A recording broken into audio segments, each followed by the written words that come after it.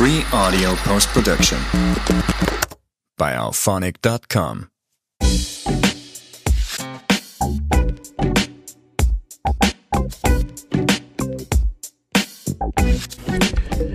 Bonjour à tous et bienvenue sur ce Big QSO. Je suis Dimitri, F4FLH, et j'ai l'honneur de recevoir aujourd'hui David, F4FKT, qui va nous parler de ses petits voyages à l'autre bout du monde.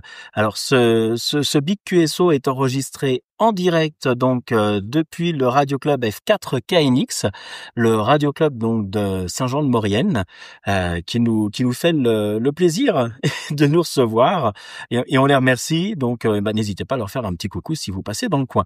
Salut David, j'espère que tu vas bien. Salut Dimitri, oui, parfaitement. Écoute, bienvenue sur ce Big QSO. Est-ce que tu peux nous donner un peu ton parcours? Comment t'es devenu radio amateur? Alors, parcours, on va dire, classique d'un gamin des années 80. On a commencé par la CB, dans la voiture de la maman, à lui vider les batteries pour pas aller au travail le lendemain matin. Et pendant une dizaine d'années, après, j'ai arrêté les études, pas des grandes études, mais pas le temps de faire de la radio. Et après, j'ai voulu progresser, j'ai passé la F0, donc je suis resté F0 pendant longtemps. Et après... j'ai la chance de pouvoir partir travailler, on va dire, dans un coin assez fantastique qui est l'Antarctique. Et j'avais trop envie, on va dire, de passer la F4 pour pouvoir parler avec les copains radio amateurs et quelques copains cibistes notamment. D'accord, écoute, c'est parfait. Donc, tu es passé d'abord en F0. F0, ouais. Tu l'as passé sur Minitel? Sur le Minitel, à Saint-André-de-Corcy, avec une ambiance assez tribunal, mais c'est fait. Ouais. Voilà. Bon, généralement, ils sont toujours sympas, Jean-Marc. Oui, après, le cadre, les photos, c'est quand même pas accueillant, quoi. C'est assez glauque, mais au moins, on est concentré sur nos brouillons et les réponses. Écoute, ça, c'est le principal. Ensuite, F4, en quelle année? Je sais plus, mais juste avant ça doit être, faudrait que je me renseigne, mais ça doit être 2015. Ouais, ça doit être 2000, à vérifier, mais j'ai plus la date en tête. Mais je suis resté longtemps à F0 et ensuite F4 pour l'Antarctique. J'ai passé, pour la petite anecdote, j'ai payé mes 46 € pour aller à l'examen et puis j'ai laissé un peu tomber comme beaucoup. Je m'entraînais très peu et puis je m'étais mis un rappel 3 semaines avant de partir donc pour ma mission en Antarctique. Attention, j'avais pris rendez-vous donc pour passer la licence. Donc c'était 4 jours avant de prendre l'avion et donc je me suis entraîné, on va dire 15 jours 3 semaines. En fait, je voulais pas perdre mes 46 €, donc ça m'a motivé à apprendre les séries de résistance et condensateurs et autres.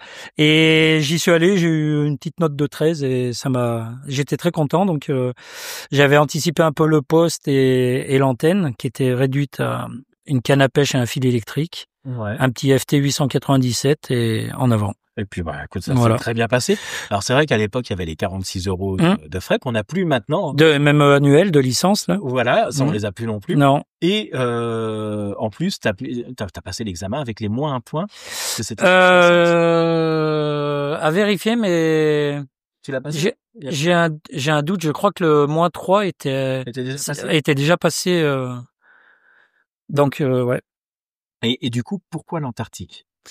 Alors l'Antarctique, pour faire rapide, en fait, moi de métier je suis charpentier et j'étais spécialisé dans les constructions de refuges en montagne et un peu les milieux, on va dire entre guillemets insolites. Et dans ma petite boîte de charpente, on était 15, on a fait pratiquement tous les gros refuges de Vanoise, de Loisan et notamment le refuge du Goûter, le nouveau.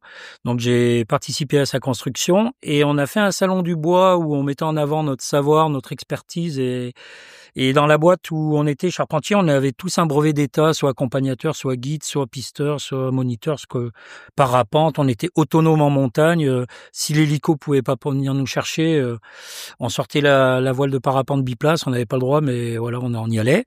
Et du coup, le soir, on était à la maison. Et une fois, il y a eu un reportage, on a été filmé. Et la boîte s'appelle Simonin. C'est ceux qui font des chalets, on va dire... c'est une construction assez basique, c'est 2 planches de bois prises entre du polystyrène et ça en isolant, ça va bien. Et l'IPEV, l'Institut Paul-Émile Victor qui gère tout ce qui est la logistique antarctique, avait un projet de construction de bâtiments astronomiques à Concordia. Génial. Donc ça, en plein milieu de l'Antarctique, à 3200 mètres et très loin.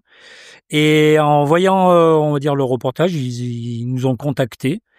Et nous, on nous a dit, ouais, tu veux travailler à Concordia?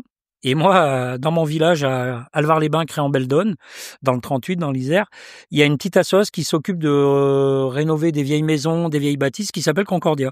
Et du coup, moi, quand on m'a dit, tu veux travailler à Concordia? J'ai dit, bah, nickel, c'est à côté de la maison. Je vais passer l'automne tranquillement.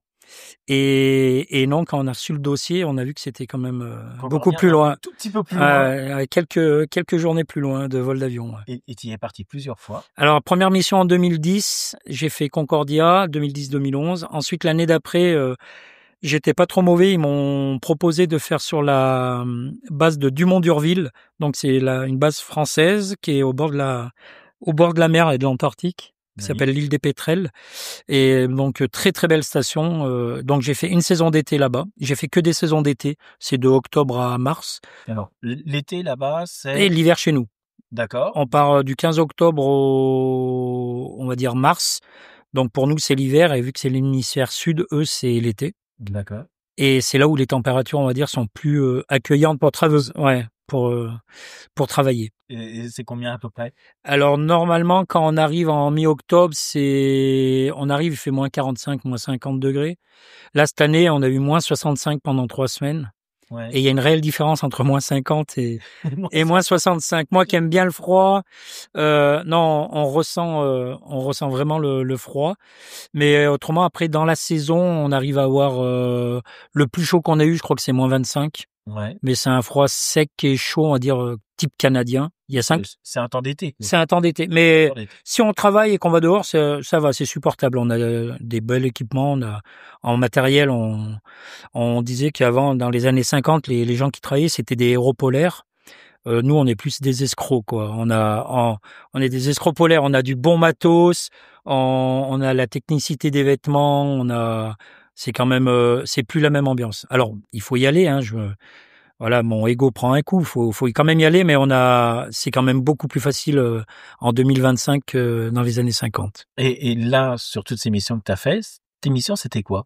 Alors, les premières, j'étais, on va dire, charpentier, classique. Alors, charpentier, c'est un grand mot, pardon. Charpentier, là-bas, c'est quelqu'un qui sait utiliser des machines qui coupent et monter des choses en bois.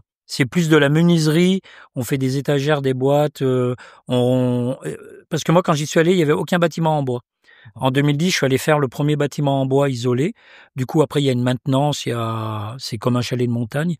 Et les 2 premières années charpentier, et après le reste, j'étais en tant que technicien polyvalent.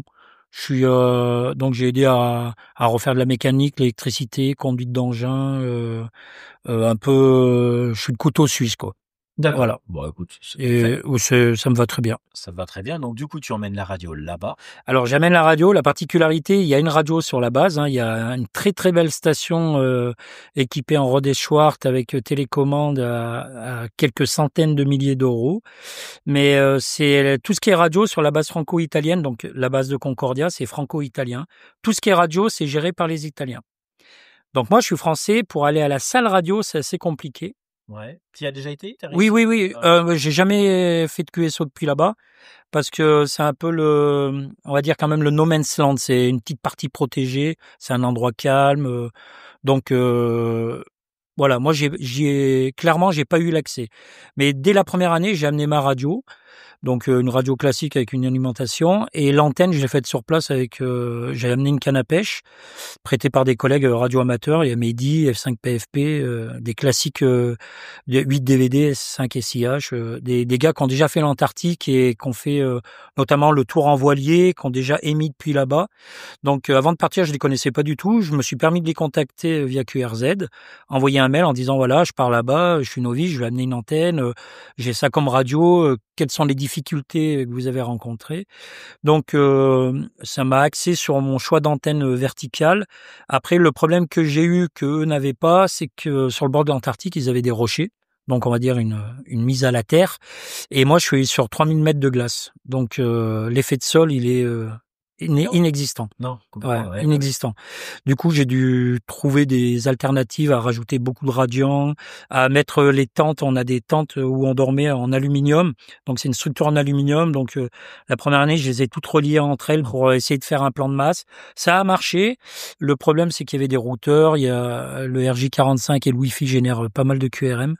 Ouais. Donc, c'était un peu compliqué. La deuxième année, j'ai amené plein de FT 241 pour faire des blocages un peu HF, là, surtout ce qui est alimentation, radio, et voilà. D'accord. Et puis alors, j'ai eu la chance de pouvoir discuter un petit peu avec toi ce midi. Tu fabriques tes antennes sur place, c'est-à-dire que tu prends. Ouais, Tu fabriques maintenant tes antennes là-bas. Ouais, il m'appelait le Manouche. Et donc c'était marrant, il y avait un Italien qui était avec moi, Danilo, que je salue, IZ1, je confonds toujours KH, je m'excuse de son indicatif. Donc c'est Danilo Collino, c'est un Italien qui a fait 2 saisons avec moi, qui est radioamateur. Et du coup, on a pu faire de mobile à mobile. Et lui, il utilisait la station de Concordia. Et moi, je faisais mon antenne. Du coup, j'allais à ce qu'on appelle la déchetterie. C'est quand il y a des travaux, il y a un endroit où on recycle tout, ferraille, cuivre, fil. Et du coup, j'allais chercher mes longueurs de câbles et je faisais mes radiants et je taillais mes antennes sur place. D'accord. Et alors, d'après ce que tu m'as expliqué, le câble là-bas, avec le froid qu'il fait, c'est relativement cassant. Ouais, le câble normal qu'on a en France, hein, si j'achète une perceuse en France et que je l'amène là-bas, le câble électrique, il tient pas. Au bout de la matinée, la journée, il va casser. Donc ils ont un câble, ce qu'ils appellent en silicone. Il y a une gaine en silicone qui est très molle, même à haute température, quoi, à basse température pour le coup. Et c'est un peu du mélange cuivre-argent. Du coup, c'est un fil électrique qui est assez malléable et qui ne casse pas. D'accord. Et qui est gratuit pour le coup. En même temps, du Voilà. profit Donc, pour recycler, ça voilà, reste dans une je sphère fais écologique, c'est pas mal. voilà. C'est bien. Et ça m'arrange. Et ça, voilà, du coup, tu pars plus léger en avion, puisque tu Ouais, l'antenne. alors je pars plus léger, j'amène pas le câble, mais j'amène quand même un peu le mât, la canne à pêche qui est légère, hein. Mais j'ai eu la chance de faire du mobile sur le RAID. Donc le RAID, c'est le grand convoi qui part de la station de Concordia, quoi. Officiellement, il y a Concordia qui est au centre de l'Antarctique, Dumont-d'Urville qui est sur la côte.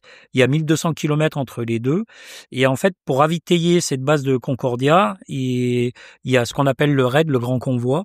C'est des gros tracteurs, des Challenger qui tirent des luges avec des conteneurs. On amène une pelle mécanique, on amène une machine à laver en réparation. On amène beaucoup de gasoil, des cuves de gasoil de 30 000 litres, il doit en avoir 3 ou 4. Donc pour la consommation des tracteurs, pour l'aller et le retour, et pour alimenter la base où il y a environ 1 an d'avance de réserve. D'accord. Voilà. Ok. Et du coup, tu trafiques en mobile là-bas aussi. Et j'ai pu faire ce raid, donc c'est une chance, c'est une très très belle expérience, on va dire humaine, parce qu'on est 10 et on est ensemble. Il y a tous les corps de métier, il y a de très bons mécanos sur Caterpillar, il y a le médecin qui est cuisinier, il y a un chef de convoi, il y a tout le monde à sa place pour faire les pleins, les gasoils, sangler les charges. Et en fait, c'est un petit convoi qui fait entre 10 et 12 jours dans le sens si on monte ou on descend. Et s'il nous arrive quelque chose, si on a une casse, si on a un problème, on peut compter que sur nous. Il y a aucun moyen de venir nous chercher, on est en plein milieu. Et alors, ça va, on est tous en bonne santé et les mécanos savent très bien faire leur boulot, donc les machines marchent bien. Mais à chaque convoi, il y a une casse, il y a une attache qui casse, un alternateur, une panne moteur, on a cassé un moteur où, on a des petites luges, on le prend et on le met sur le convoi et le chauffeur, il donne la main et voilà, on s'adapte. Donc, quand il y a une casse, c'est tout le convoi qui s'arrête. Ah oui. Et il faut qu'il reparte. Et il faut qu'il reparte. Rapidement, ouais. Et donc, pour revenir au mobile, j'ai eu la chance de pouvoir amener une antenne magnétique sur 20 mètres. Et on a 2 styles de tracteurs. On a les nouveaux tracteurs qui valent très cher, qui ont beaucoup d'électronique. Et on a des anciens tracteurs qui sont beaucoup moins... Il n'y a pas d'électronique, ça marche... alors, c'est moins confort. Il y a beaucoup moins de superflu. Mais par contre, avec une radio, quand moi j'ai fait avec mes tests sur le tracteur qui était neuf, les plus gros, quand je mettais la radio en route, les afficheurs et tout, ça, on sentait que ça faisait quelque chose. Le retour HF ou on va dire l'émission faisait quelque chose. Alors que sur l'ancien, ça faisait bouger que l'aiguille du compte-tours. Donc moi j'ai roulé 3 jours avec complet et j'ai pu faire des contacts en mobile sur 20 mètres, en roulant. perdu en plein milieu de l'Antarctique avec des Russes, des Français. Et c'était, il y a une vidéo qui tourne de je crois, Eric ou François, SIH ou DVD avec Mehdi F5FP où il me parle et la vidéo, je pourrais te l'envoyer et de la mettre. Et en fait, je suis dans le convoi, je roule, ça se coud et c'est quand même on va dire des grands DXeurs, les personnes qui m'ont contacté. Et à un moment, il est content, il me dit, c'est comme si je te parlais, c'est comme si t'étais sur la Lune, quoi. Et c'est vrai que ça passait, il y avait pas un bruit, pas un QRM, c'était propre et ça passait mieux que le téléphone. C'était assez exceptionnel, un jour magique. Très, ouais, franchement magique. Fois, hein. Ouais, c'était marrant. Du coup, tu passes aussi avec une DX Commander, je crois. Oui. Là, faut savoir que tu es sur plusieurs endroits en même temps. Plusieurs sites. Sites. Donc, tu vas adapter tes antennes, tes moyens de trafiquer. Tu as aussi des restrictions par rapport au site. Quand j'arrive, j'ai eu la chance de faire 5-6 bases. On arrive sur la base américaine de McMurdo. Donc, j'ai demandé, ils ont un très bon shack radio, les Américains, sur la base McMurdo. C'est la plus grosse base de l'Antarctique avec le pôle Sud. Et le problème, faut demander des autorisations. Donc, j'ai envoyé des mails, mais ils ont 2000 personnes. Et moi, c'est un hobby, donc ils l'ont pas traité tout de suite. Et quand ils m'ont donné l'aval pour pouvoir émettre en KC-C4, je prenais l'avion le lendemain matin. Donc, c'était trop juste le temps de préparer les affaires. On a des délais et puis je suis pas là pour le loisir, donc le travail avant tout. Ensuite, sur la base de Mario Zucchelli, c'est la base italienne, c'est une base qui est au bord de la mer, qui est assez belle, avec des conteneurs bleus et orange. C'est le premier pas où on arrive en Antarctique, ça donne une idée. Et là, il y a que des cailloux. Donc quelques radians et le dipôle marche très bien face à la mer. Donc là je m'adapte. Et après sur Dumont-d'Urville, pareil, vertical et dipôle sur des cailloux. Et à Concordia, il y a 3000 mètres de glace. Donc là c'est vertical avec beaucoup de radians. Ouais. Voilà. Okay. Quand ça marche. Et avec des retours HF à gérer, mais une fois qu'on a trouvé l'endroit, j'ai mis 3 ans, mais maintenant j'ai un endroit qui marche bien. Maintenant que tu t'as positionné, t'as mis des petits cailloux, des petits verres, et tu vas revenir. J'ai planté un piquet et c'est marqué Dadou, voilà, ne pas bouger. Ne pas toucher. Écoute, ça c'est top. Le matériel, tu te transportes comment? Parce que ça représente quand même du poids. C'est une belle installation. Enfin, on va dire c'est du poids. Les premières années, je suis parti qu'avec un poste 100 watts basique et l'alimentation. C'est un FT 897. Ça marche bien, l'écran est petit, donc après une fois que c'est réglé, ça marche bien. C'est un très bon poste, assez baroude. Il a quand même, on sent que c'est un poste qui a été fait pour ça. Il a quand même bien pas reçu, mais entre les avions, les 4x4, le transfert, c'est costaud. Et j'avais pas d'ampli, j'avais rien. Et les années suivantes, j'ai eu la chance d'avoir un Nikon 7300. Et du coup, je suis parti qu'avec celui-là, sans ampli. Et l'année dernière, je suis parti avec un Licom 300 et un IC2KL.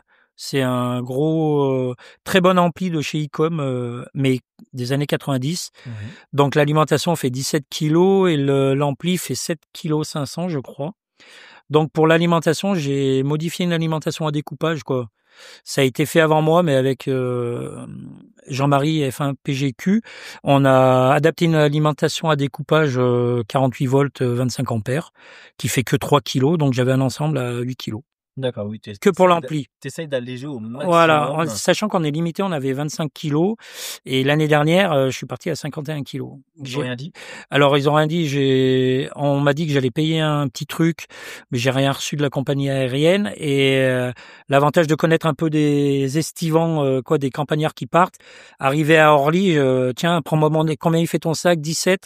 Tiens, prends mon alim, toi t'as quoi? Tiens, prends un bout de machin, prends ma façade, prends mes caleçons, et du coup les collègues jouent le jeu. Alors ça me coûte cher à l'arrivée parce que en Nouvelle-Zélande le prix de la bière n'est pas le même qu'ici, mais voilà, c'est un budget, mais par contre j'ai ma radio avec moi. Ouais. D'accord. Ouais. Et en termes de problèmes techniques, parce que je suppose que là-bas ça caille, le matériel est cassant, le matériel subit quand même un petit peu le froid polaire. Oui, alors c'est les transferts une fois que j'ai la chance, on a plusieurs endroits pour dormir. Il y a des petites tentes où on garde ça en secours pour les avions ou pour les gens qui viennent en transit. Et c'est une tente qui est chauffée, il fait bon.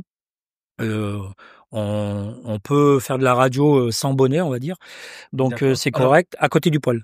toi, tu m'as dit tout à l'heure que tu partais là-bas en été, c'est -30. De -30, ouais, Voilà. voilà. Et quand tu me dis qu'il fait bon, on peut trafiquer sans modèle, c'est quoi? C'est Non, il fait c'est et 32 degrés? non, alors pas 32 parce que le matériel déjà il aime pas trop la chaleur, mais je pense que un bon 20 degrés, 15 degrés, 20 degrés, Donc, t'en restes quand même à dans la pas tout le temps, hein. Dumont d'Urville quand j'ai fait la cabane Marais, ouais, il y avait pas de chauffage, il y avait rien et lycée des 7300, l'afficheur il est resté bloqué même à Concordia, hein. Si le chauffage tombe en panne ou qu'on n'a pas remis du gasoil, qui est quand même une denrée assez rare, donc je mets vraiment le chauffage au minimum quand il y a personne. Ouais. Ouais, j'ai eu des problèmes d'affichage qui est resté bloqué pendant mes heures de trafic. J'allumais, c'était sur 14 000, on va dire 237, et en fait il était sur 7000 quoi. Je pouvais changer les fréquences, il y avait rien, l'afficheur il reste bloqué. Donc il y avait ça, donc on le réchauffe un petit peu. L'avantage de l'ampli, c'est qu'il chauffe pas du tout. On le met au sol, il fait -4, donc là j'avais pas trop de puissance, j'avais 300 watts max, donc il chauffait pas trop. Mais s'il devait venir à chauffer, le froid est gratuit là-bas. Donc, Ouais. il y a pas de problème pour le Il ralentir. y a ça et ouais les transports, j'ai cassé plusieurs poignées, j'ai changé des boutons en Ouais. faisant attention, mais moi tout ce qui est radio, je le prends avec moi dans l'avion. La soute, je mets l'ampli et toute la partie, on va dire antenne, un peu des câbles, du matériel pour réparer.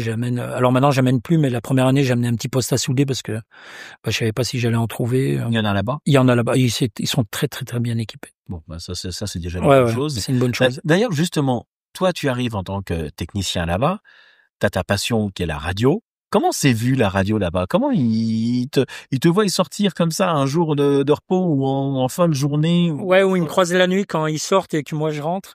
Alors, vu que j'ai quelques saisons à mon actif et que, on va dire, j'ai la chance d'être apprécié, ils m'appellent Dadou parle au monde. Chaque fois qu'il m'envoie, il fait allô, allô le monde. Alors il y en a plein qui ne connaissent pas la radio, hein, comme qui comprennent pas. Pour moi, je fais de la CB et voilà. Et quand on fait des soirées, de temps en temps, il y en a qui viennent. Et pour la petite anecdote, il y a le chef logistique, la Kiki, qui est de Bretagne. Et une fois, il est arrivé et je dis, bah, regarde, là, c'est un Breton. Il lui a demandé d'où il venait et c'est du village à côté de chez lui. Donc, il me dit, mais toi, avec ton fil, tu parles en Bretagne, là. Et je suis, bah, ouais. Et il est allé dehors. Il me fait, mais c'est énorme. Donc après, c'est su. Et toutes les années, je fais une soirée un peu découverte où, alors, ça correspond pas trop aux fréquences pour l'Europe parce que moi, quand je parle en Europe pour la Grey Line ici, c'est 17h30 chez vous et moi, c'est 2h, 3h du matin. Donc, ils veulent bien voir comment ça marche, mais ils font quand même pas d'effort à se lever à 3h. Mais par contre, tout ce qui est australien, néo-zélandais, il y a beaucoup de Français à Nouméa, donc on parle en français et je leur montre et ils sont très, très intéressés. Donc, cette année, ils m'ont même, a priori, ils m'ont préparé une surprise, là, l'équipe, donc je ne sais pas du tout ce que c'est, mais ils m'ont fait bon, je les connaissant, je pense que c'est une bricole, mais qui va être très, très marrante, ouais. Oh, bah, Et oui, il y en a plein qui viennent voir, qui m'entendent parler dans la tente tard le soir et ils ouvrent pour voir si ça va bien. ouais. Non, c'est marrant. Et puis c'est la découverte. C'est comme ici, là, on a venu tout à l'heure, on est au Radio Club, il y a des gens qui viennent et c'est vrai que il y a un son qui sort de la boîte noire. La plupart savent pas ce que c'est, quoi. Ouais, c'est vrai que ça Donc fait, c'est un peu étrange au c'est un peu départ étrange. mais c'est tellement passionnant. C'est passionnant et ils me disent mais si ça marche pas, t'as WhatsApp? Non, c'est plus l'inverse. C'est si WhatsApp marche pas, moi j'ai la radio. Voilà, c'est ça, c'est plutôt l'inverse. Voilà. Et justement, quel mode de trafic préfères-tu ou tu exerces là-bas? Qu'est-ce qui passe le mieux là-bas? Alors, à Concordia, c'est assez difficile. Malgré qu'on soit à 3200 mètres, où on est dégagé, il y a 1 millième de pente, il n'y a pas un arbre, pas une montagne, il n'y a rien. Donc, on pourrait croire que c'est le lieu idéal. Et en fait, non, on est quand même au loin de tout. On est proche des pôles, donc il y a beaucoup dès qu'il y a des éruptions solaires ou des activités, on va dire solaires, on est les premiers quand même, pardon, on est les premiers impactés. Donc moi, mon mode préféré, c'est le SSB, clairement. La C-double, j'aimerais bien, mais je m'excuse auprès de tout le monde, mais j'ai pas le niveau requis. J'ai essayé, mais voilà, c'est entièrement de ma faute. Faudrait que je m'y mette plus, mais comme tout le monde, une fois qu'on a la licence, qui a plus la C-double, ben voilà, alors j'essaye, on a des applications avec le groupe de la Drasec, on est plusieurs à essayer de se remettre à taper du doigt, mais donc le SSB, après j'ai beaucoup de demandes de copains qui n'ont pas de grosses stations FT8, FT4. Donc à Concordia, FT8, FT4, ça passe. À Concordia, il y a une chose où il y a beaucoup de science, notamment la géomagnétisme de la Terre, et eux, ils ont des appareils qui émettent sur 7 MHz, entre 5 et 8 MHz. Oui. Et donc, je suis vu avec les scientifiques, les responsables de projet, je ne descends pas en dessous de 10 mégas. Ouais, parce que les émissions scientifiques Voilà. sont largement prioritaires. De toute Elles façon, sont par rapport à notre hobby. 800% prioritaires. Moi, c'est un hobby et la science passera avant. Donc, en gens intelligents, je suis allé voir les scientifiques, je leur ai demandé qu'est-ce qui pourrait perturber et tout. Donc, on m'a conseillé de pas émettre en dessous de 10 mégas. Donc, la bande qui passe le mieux, c'est le 14. Au-dessus, c'est très aléatoire et j'ai fait un peu du 21, mais très, très dur. Voilà. Sur Concordia, le 14 MHz passe, c'est ce qui passe. Et ensuite, sur la base de Dumont d'Urville, on va dire, c'est open sur toute bande. Le 7 mégas est quand même restreint parce qu'il y a les mêmes sciences sur le géomagnétisme, donc ça perturbe. On a fait des essais. Il y a quelques perturbations qui sont pas prouvées que ça soit moi, mais on a joué le jeu, j'ai essayé. Donc dans le doute, pour que s'il y a d'autres radioamateurs qui viennent, qu'il y ait une bonne entente, je n'aimais pas sur 7 mégas.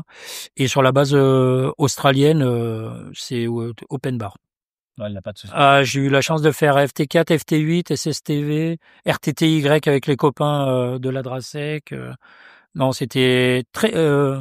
en VK0, c'était une très très belle expérience parce qu'il y avait un soir, on était que en RTTY et c'était, même si c'est un mode old school, c'était génial. Le RTTY, C'était génial. Toujours, hein, il y en a peu, Voilà. mais effectivement. Peut-être dédicace à Bruno F4ANC qui ne jure que par le RTTY. Mais il a raison. C'est le RTTY. Non, on est plusieurs à en faire et c'est vrai que c'est sympa. C'est vrai. C'est vrai. Justement, on va parler un petit peu chiffres. Combien de QSO à peu près chaque année là-bas? Alors les premières années, j'ai fait 1400 QSO, on va dire, seulement en SSB, avec 100 watts. Donc, beaucoup de japonais, chinois, c'est ceux qui, quand j'y suis les 15 premiers jours, aucun Européen passe. Même les big guns, les Japonais savent que je suis là et s'ils veulent me faire, ça passe. Ouais. Ils enchaînent. Ouais. Et alors, très courtois, les peel-ups, c'est à la japonaise, c'est carré, net, précis. Je passe, je dis indicatif, il répond, le report, un autre passe, rien. Pour l'Europe, les peel-ups sont quand même un peu plus difficiles avec nos voisins latins et autres. Ouais. D'accord. Mais ça fait partie ça fait le charme Après, je suis content d'être privilégié d'être là-bas et que s'il y a un peel-up, c'est que les gens veulent essayer de contacter la base de Concordia. Donc cette année, il y avait Danilo avec moi, un Italien. Donc les Italiens allaient plus souvent avec Danilo, donc c'était pas mal, c'était bien. Bah écoute, ça c'est parfait. Ouais. FT4YM, c'est ton indicatif que tu utilises à Concordia? Alors FT4YM, c'est pour Dumont d'Urville. Et à Concordia et toutes les autres bases, c'est FT4YM/portable. D'accord. Ouais. Avec en plus un VK ou un stroke. Alors VK, ouais, sur la base australienne, c'est VK0/FT4YM/portable. D'accord, ok. Donc à chaque fois tu changes Ouais. et ça fait des nouvelles références. Avec nouvelles références d'ailleurs qui comptent pour la faune flora, pour l'IOTA, pour le weed wild. Il y en a un autre là, on m'a demandé de l'inscrire. Je savais pas que c'était admissible, mais a priori il y a beaucoup de. Donc j'ai mis à jour et j'en profite. Je m'excuse de ceux qui n'ont pas reçu la validation LOTW. J'ai eu quelques soucis. Donc s'il y a un problème, vous m'envoyez un mail et je le fais un par un. Mais je crois qu'il y a quand même une bonne nouvelle là-dedans. C'est que tu vas retourner là-bas et ils pourront refaire le contact. Ou quoi. Voilà, donc là c'est la primeur. Je passe la visite médicale mardi prochain pour repartir cette année là, pour la saison 2025-2026 à Dumont d'Urville, donc qui est en IOTA 17, qui est spécifique et qui est recherché. Et normalement je fais Dumont d'Urville et Concordia. Je ne repasserai pas par VK0. Ah là tu restes vraiment beaucoup plus sur ces bases. Voilà. Ok. Est-ce qu'il y a eu un contact, un QSO qui t'a vraiment marqué, qui Ou tu gardes un bon souvenir de ce truc-là? Ouais, il y en a plusieurs des D'ailleurs, hein. non, il y a plusieurs petits contacts avec des stations qui avaient de petites antennes, de petits moyens et en demandant à tout le monde de se taire et en se scotchant le casque sur les oreilles, ça a passé. Et après, notamment, il y a le petit bateau russe qui était au pôle Nord là, et moi j'étais pas loin du pôle Sud et on a pu faire contact pôle Nord, pôle Sud. Donc ça reste quand même assez sympathique. C'est rare. Bon, je pense pas parce que Nouméa, parlons pas. Quoi, si, oui, c'est rare qu'il y ait un bateau russe qui émette et j'ai fait beaucoup de stations antarctiques, notamment les Allemands, les Anglais, et une petite station finlandaise au pôle Nord. D'accord. Donc ça, ouais. Moi, je croyais que c'était un voisin et en fait, non, c'était au nord. Et j'ai fait Vostok, qui est notre plus proche voisin à 500 km. Assez dur, mais Oleg c'était content. C'était vraiment sympa, ouais. Ça reste des bons contacts. Il y a un site internet où tu références un petit peu. J'ai fait un site l'année dernière, ouais, qui est hébergé au REF, c'est ft4ym.com. On peut le ft4ym.ref, donc r-e-f.com. Voilà. .org, pardon. Voilà, donc il y a une galerie de photos. Après, c'est pas moi qui le gère parce que j'ai pas les connaissances, on va dire informatiques sur un site qui est hébergé dont j'ai pas la main. Mais le REF, je le remercie entre guillemets, il m'héberge le site gratuitement et c'est un jeune à côté de chez moi là qui fait la gestion de. Mais alors, je vais faire un livre d'or pour que chacun mette un petit mot, c'est toujours plaisant. Mais pour faire un livre d'or, c'est assez compliqué. Il faudrait que je m'enlève du REF pour avoir la main mise, donc à voir. Mais il y a des photos, je vous invite à aller voir, il y a des nouvelles. Est-ce que tu as envie de partager cette passion? Tu as envie de faire voir un peu comment ça se Oui, passe? alors pas que pour la radio. Là, j'utilise le site de radio parce qu'il c'est ce qui fait un peu le pourquoi je suis là-bas avec le site FT4YM. Mais il y a plein de photos qui ont pas de radio et c'est une chance d'y aller et de partager ça. Ouais. Parce que ça reste quand même assez magique. On y va pour travailler, mais le cadre est joli et la photo est nette aussi, quoi. Ouais. Alors, question un petit peu particulière, pas vraiment, mais c'est un projet que tu construis depuis des années. Tu vas là-bas depuis 2010. Voilà, je pense que quand tu rentres ici, tu réfléchis déjà comment upgrader, arranger un petit peu ta station. Oui, alors j'essaye. Après, j'ai eu de la chance, j'ai eu quelques aides, notamment ma commune et puis d'autres OM qui ont un esprit OM très très sympathique, qui m'ont fait on va dire des cadeaux. Alors j'aimerais bien les remercier, mais stipuleusement ils m'ont dit de pas donner leur indicatif. Mais j'ai eu beaucoup d'aide. Quand je demande, il y a une petite chaîne de radio amateurs qui se met ensemble et on essaye de trouver une solution. Donc oui, l'année dernière, ça doit être la dernière. Et puis cette année, on m'a recontacté et il y a deux choix quand on va en Antarctique pour travailler. C'est soit on aime, soit on n'aime pas. Je suis de la première catégorie, quoi. Alors c'est bien de rentrer, hein. La saison là-bas, c'est magnifique. Parce que tu restes combien de temps là-bas? C'est entre 3 et 4 mois, voire des fois plus si on fait le raid. On part à mi-octobre, 15 octobre et on rentre au plus tard mi-mars. D'accord, ça te laisse quand même pas mal de temps aussi pour la radio. Ouais, pratiquement tous les soirs. Ouais. Tous les soirs, oui, parce que alors, la radio, c'est en dehors de tes heures de travail. Ce qui veut dire que tu dors quasiment pas. J'essaye de me garder un rythme, mais l'année dernière, je sentais qu'il y avait des bonnes, ça passait bien. Bon, il y a eu des soirs où il y a eu très peu de contacts parce que quand on m'entend peut-être 4 soirs par semaine, au bout d'un moment, le week-end, les mecs passent à autre chose et ils m'ont contacté mais ça passait très très bien. Donc l'année dernière, j'ai eu, quand je suis arrivé sur la base de Concordia, de l'australienne, la base de Casey Station, on a eu 2 jours où on était moi avec mes autorisations pour faire de la radio, où il y avait rien et ouais, j'ai bien dormi. Ouais. Ouais, mes collègues me disaient mais comment tu fais, quoi. Et après quand on entend le côté d'un copain qui est à Grenoble, ça fait 1 mois qu'il essaye de m'avoir et là ça passe, c'est génial. Ouais. Un copain ou un autre OM, on a envie j'ai fait des mobiles, j'ai fait des gars en portable, ils sont montés sur une montagne, je sais plus, au-dessus de Mâcon, et il me dit qu'il est en portable et ça passait bien, quoi. Donc en QRP, j'ai fait quelques QRP. De voisins, Nouméa et Australiens, mais ça reste sympa. Ça reste quand même quelques bons kilomètres à faire, hein. Ça reste quand même un bon QRP, ouais. C'est un bon QRP.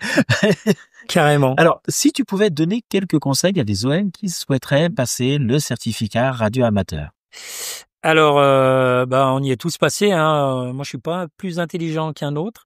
Donc, comme je reprends ta phrase, hein, si tu y arrivais, tout le monde peut y arriver. Voilà. Donc, non, après, pour donner la réglementation, c'est pas dur, hein, c'est du par cœur.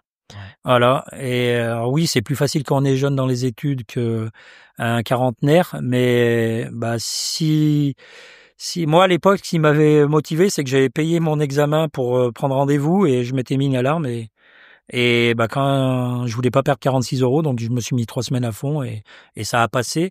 Mais maintenant, bon, il y a plus ce prix à payer, mais il y a quand même un examen à passer.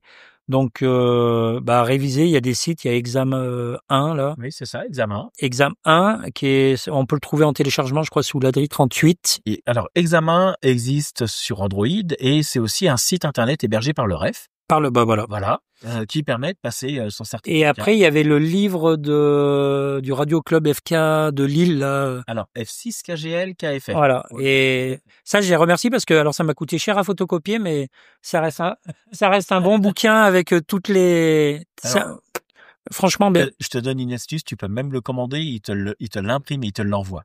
D'accord. Eh oui. Je sais, je bosse avec eux pour les formations. D'accord. Non, du coup, c'était, moi, j'ai fait ça, j'ai eu, en source d'apprentissage, j'ai eu ça. Quelques OM, voilà, quand j'avais des questions, des techniciens comme Jean-Marie et autres, de la Drasec et d'autres collègues, de temps en temps, quand je comprenais pas, on avait 2-3 anciens et je fais une petite aparté, à la Drasec, on a une section licence qui prépare la licence avec des pointures. C'est bien. Donc, il y a Jean Didier, ANZ, il y a beaucoup. Après, chaque OM peut aider à apprendre, mais après, il y en a, ils ont la pédagogie déjà, parce que savoir c'est bien, mais savoir dispenser un savoir, c'est pas donné à tout le monde. C'est vrai. Faut trouver les mots, faut être pédagogue, faut être patient, parce que quand il faut calculer une suite de condos. Et que on est les maths il y a longtemps et on comprend pas pourquoi on fait ça pour parler dans un micro. C'est vrai que c'est. Donc c'est une ancienne. Peut-être qu'ils vont y changer, puis maintenant ils vont mettre les modes numériques à savoir ou le Q au 100 ou on verra. Je pense que ça va changer avec les années. Mais pour l'instant, le seul conseil c'est du travail. Il y a il y a pas de alors travail plaisant. Faut aller dans un radio club. L'avantage s'il y a un radio club, il y en a pas de partout, mais s'il y en a, c'est d'aller aller dans un radio club et puis l'échange voix à voix avec quelqu'un, c'est quand même. Oui, taper à la porte d'un radio club, Voilà. c'est la première chose que je dis, c'est allez-y, vous verrez bien comment vous allez être accueillis. Généralement, c'est toujours chaleureusement, c'est les radios amateurs sont super ouverts. Oui. La En tout cas, nous ici, on a bien été reçus, on nous a payé à manger et même le café. Donc merci le Radio Club de Saint-Jean. Moi, j'y retournerai. Juste pour le café, il était bon. Je pense que j'y retournerai aussi. Des petits projets, parce que là, tu repars encore en Antarctique, là, cette année. Je repars encore cette année, peut-être l'année prochaine, parce qu'il y a un gros chantier et je l'avais commencé, donc je vais pas dire que j'aime finir ce que je commence, mais on m'a proposé peut-être d'y retourner, donc à voir. Après, il y a la vie de famille. J'ai une petite fille qui a 12 ans, qui est à fond Antarctique aussi, donc... Va l'emmener. On peut pas. Faut avoir 19 ans. Après, elle a le cerveau de sa maman qui est bien garni, donc je pense que si je suis pas trop vieux physiquement et qu'elle fait des études, on pourra peut-être faire une mission ensemble là-bas s'il reste de la glace. Mais non, j'aimerais bien. Oui, j'y retournerai peut-être 2 ans et après à d'autres projets. Il y avait un projet de gardien d'île, donc mais c'est avec les TAF, donc c'est des dossiers à remplir, Et tu partirais plus longtemps? Non, 3 mois. Mais alors ça reste français, mais alors je peux pas dire parce qu'après c'est le problème. Mais une fois que si mon dossier est pris, en plus maintenant ils savent que je suis radio-amateur, donc si je vais sur cette île, c'est pour une activation et c'est compliqué. Il y a des dossiers à remplir, le pourquoi du comment. Eh ben, écoute, on suivra ça avec intérêt dès que tu as les infos. Dès que j'ai les infos, que c'est validé, je manquerai pas de partager. Tu penseras au Big QSO et tu diras, tiens, on va faire une spéciale Future XP sur une île. Non, il y a ça. Après, j'aimerais bien monter une XP avec les collègues du radio club de Saint-Jean et de la Drasec et d'autres OM. Alors, c'est pareil, une XP, ça se prépare, ça, faut trouver l'endroit, le temps, la date, les OM. Du coup, ça se prépare pas en 15 jours, donc Il y a un petit moment qu'on en parlait avec Jean Didier, on avait des endroits qui, moi, me botteraient bien. Là, c'était l'Ouzbékistan, non? Le Kirghizistan. D'accord, ok. Mais voilà, après, c'était une idée comme une autre. On suivra ces activités, ces expéditions. Faut que ça reste une aventure, quoi. Faut que ça reste une belle aventure. Voilà. Humaine et radio. C'est ça. Un dernier mot pour nos auditeurs, éventuellement. Eh ben, que dire, en tout cas, pour ceux que j'ai eu la chance de contacter ou l'inverse, je vous remercie de votre petit passage quand je suis en Antarctique, ça fait du bien, ça occupe. Pour ceux que j'ai pas contactés, il reste cette année pour essayer, donc fabriquer des antennes, mettez-les hautes et voilà. Et autrement, c'est vrai que pour les non licenciés et licenciés quand même, hein, même pour les SWL, mon frère est SWL et il a autant de partage à m'écouter, il m'entend et bon, il peut pas répondre, hein, mais c'est ça. Je trouve que la radio reste une petite famille où on peut connaître des gens rien qu'en parlant, sans les connaître, sans les avoir jamais vus, et il y a cette accroche comme si on avait fait l'armée. On a passé un petit QSO, un petit moment difficile où alors peut-être pour lui parce qu'il avait pas de grosses antennes ou de gros moyens, où c'est dur, il y a des interférences, il y a des QRM, et quand on le fait, on est content. Et moi, j'ai cette chance d'avoir rencontré plein d'OM au salon en Allemagne, là, à Fried, et à mon retour en Australie où des gens m'ont attendu. Ils voulaient, quand je suis rentré en bateau ou en avion, et on est allé se faire un petit gastro et avec un partage. Moi, je les connaissais que par indicatif. Et encore, ils m'ont dit qu'ils m'ont contacté. J'avais pas le log avec moi, mais je les ai crus. Et il y a ce petit partage où même on m'invite à Nouméa. Si je m'arrête, on m'offre un lieu de vacances. Alors que la personne, concrètement, j'ai juste fait un contact. C'est ce qu'on appelle le ham spirit. Ham spirit, voilà. Et c'est ça. Et je trouve que ça se perd et on le retrouve. Alors je dis, on le retrouve. Moi, je suis pompier, j'ai d'autres activités. On le retrouve dans d'autres de mes activités, mais la radio, ça reste quand même un truc assez marrant. On parle avec quelqu'un qu'on ne connaît de nulle part. Il est dans un coin où on va jamais aller en vacances. Et on peut le rencontrer ou on peut avoir des affinités, un petit WhatsApp, un petit message et voilà, on voyage grâce à lui, quoi. C'est ça. Voilà, grâce aux radios. Eh ben, écoute, je te remercie pour le temps que tu nous as consacré. Merci à toi. Fait voyager en été à moins 30. Au mieux. J'ai presque failli sortir la doudoune, aujourd'hui. Je vais en profiter également pour remercier encore une fois, le Radio Club, donc, F4KNX, le Radio Club de Saint-Jean-de-Maurienne. Alors, de mémoire, il est ouvert le mercredi soir et le samedi matin. Voilà. Alors, samedi matin, je sais pas si vous aurez les croissants, mais en tout cas, vous aurez un super bon accueil. Pourquoi? Voilà. En tout cas, merci à tous. Et puis, je vous dis à très bientôt et pour une nouvelle émission. Merci à toi. Merci. Ciao, ciao.